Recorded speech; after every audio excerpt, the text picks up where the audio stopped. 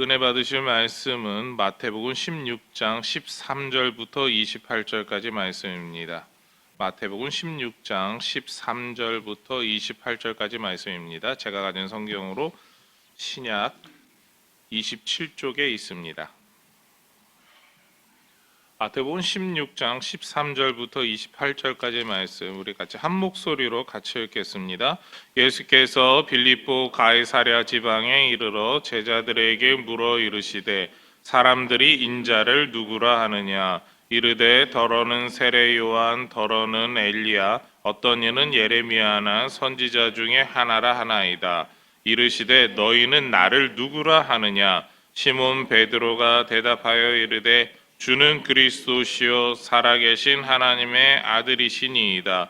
예수께서 대답하여 이르시되 바요나 시몬아 내가 복이 있도다. 이를 내게 알게 하니는 혈육이 아니요 하늘에 계신 내 아버지시니라. 또 내가 내게 이르노니 너는 베드로라. 내가 이 반석 위에 내 교회를 세우리니 음부의 권세가 이기지 못하리라. 내가 천국 열쇠를 내게 주리니 내가 땅에서 무엇이든지 매면 하늘에서도 매일 것이요 내가 땅에서 무엇이든지 풀면 하늘에서도 풀리리라 하시고 이에 제자들에게 경고하사 자기가 그리스도인 것을 아무에게도 이르지 말라 하시니라. 이때로부터 예수 그리스도께서 자기가 예루살렘에 올라가 장로들과 대제사장들과 서기관들에게 많은 고난을 받고 죽임을 당하고 제3일에 살아나야 할 것을 제자들에게 비로소 나타내시니 베드로가 예수를 붙들고 항변하여 이르되 주여 그리 마옵소서 이 일이 결코 주께 미치지 아니하리이다. 예수께서 돌이키시며 베드로에게 이르시되 사탄아 내 뒤로 물러가라. 너는 나를 넘어지게 하는 자로다. 내가 하나님의 일을 생각하지 아니하고 도리어 사람의 일을 생각하는도다 하시고 이에 예수께서 제자들에게 이르시되 누구든지 나를 따라오려거든 자기를 부인하고 자기 십자가를 지고 나를 따를 것이니라. 누구든지 제 목숨을 구원하고자 하면 잃을 것이요 누구든지 나를 위하여 제 목숨을 잃으면 찾으리라. 사람이 만일 제 목숨을 잃으면 무엇이 유익하리요? 사람이 무엇을 주고 제 목숨과 바꾸겠느냐? 인자가 아버지의 영광으로 그 천사들과 함께 오리니 그때 각 사람이 행한 대로 갚으리라. 진실로 너희에게 이르노니 여기 서 있는 사람 중에 죽기 전에 인자가 그 왕권을 가지고 오는 것을 볼 자들도 있느니라. 아멘. 네, 오늘 말씀은 우리에게 좀 익숙한 말씀입니다.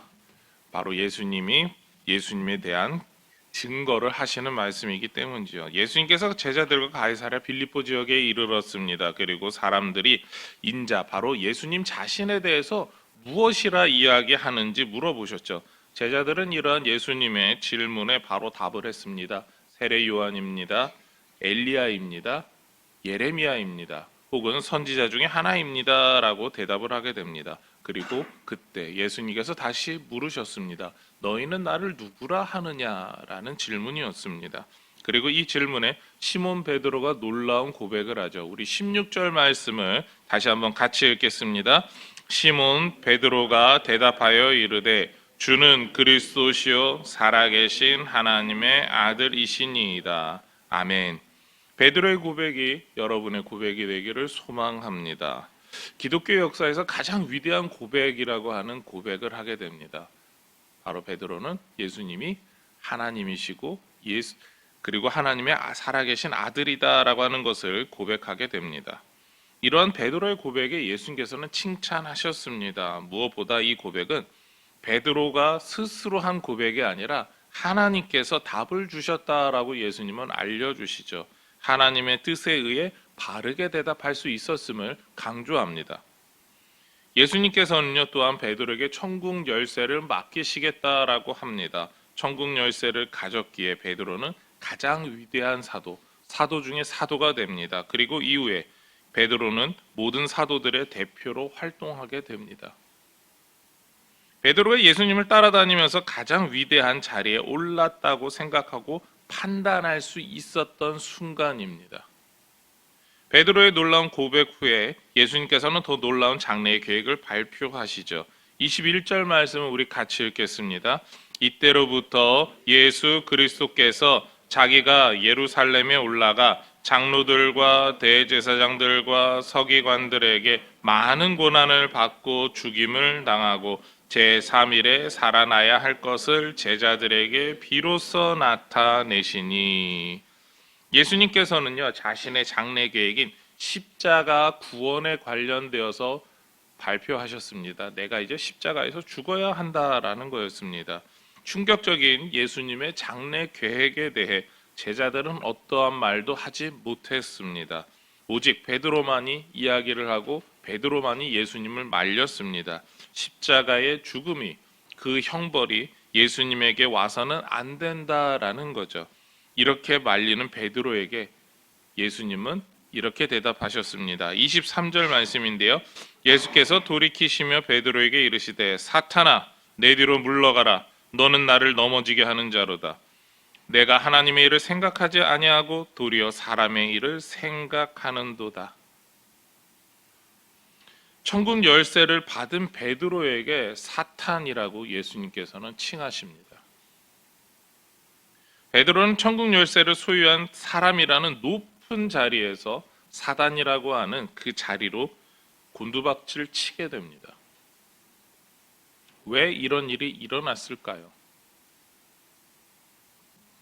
23절에서 예수님이 이렇게 말씀하시는데요. 내가 하나님의 일을 생각하지 아니하고 도리어 사람의 일을 생각하는도다.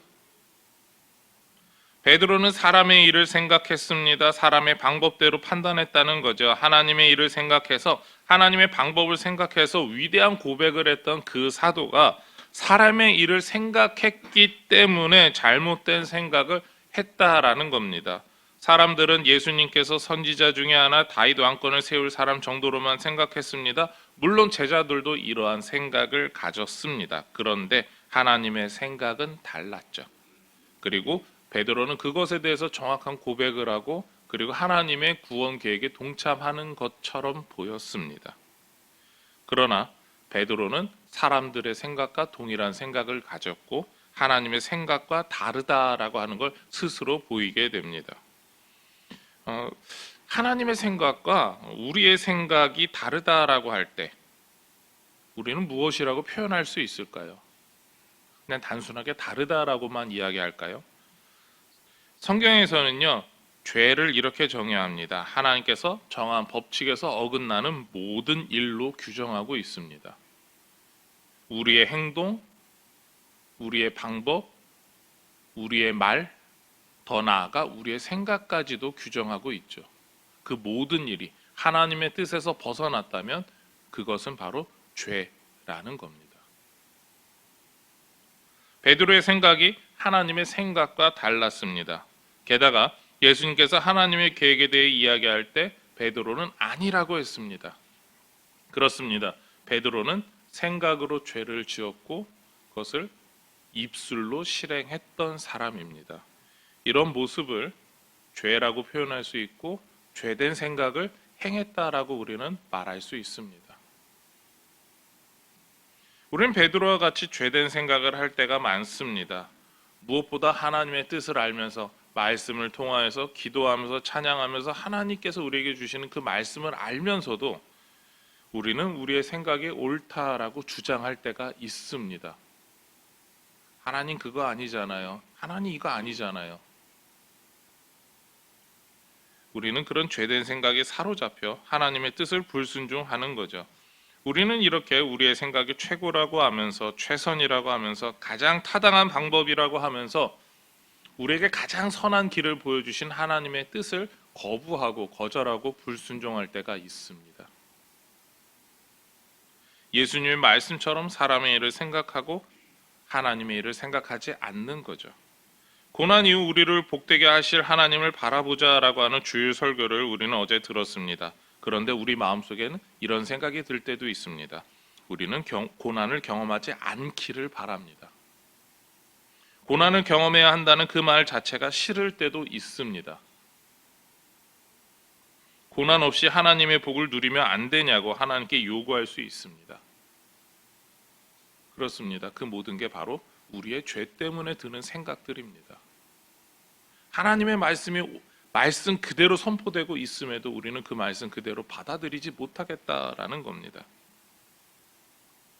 여전히 나의 뜻과 방법대로 되기를 원하죠. 그런 우리에게 하나님께서 이야기하신 것은 사람의 일이 아니라 하나님의 일을 생각하라고 이야기하시고 그리고 순종하기를 원하십니다. 이렇게 순종할 때 참된 제자입니다. 예수님께서는 24절에 이렇게 말씀하시죠. 이에 예수께서 제자들에게 이르시되 누구든지 나를 따라오려거든 자기를 부인하고 자기 십자가를 지고 나를 따를 것이니라. 그렇습니다. 내가 가지고 있는 생각, 내 뜻, 내 방법을 내려놓고 그것조차도 하나님께 맡기고 하나님의 방법대로 하나님의 뜻대로 살기를 원하십니다. 여러분의 삶의 모습은 어떠합니까? 지금도 여러분은 내 생각과 내 방법을 하나님의 앞에서 이야기하며 하나님께서 바꾸셔야 합니다라고 하는 죄를 짓지는 않습니까? 오늘도 하나님의 생각에 순종하며 하나님의 방법대로 승리하시는 저와 여러분의 삶이 되기를 소망하며 축원합니다.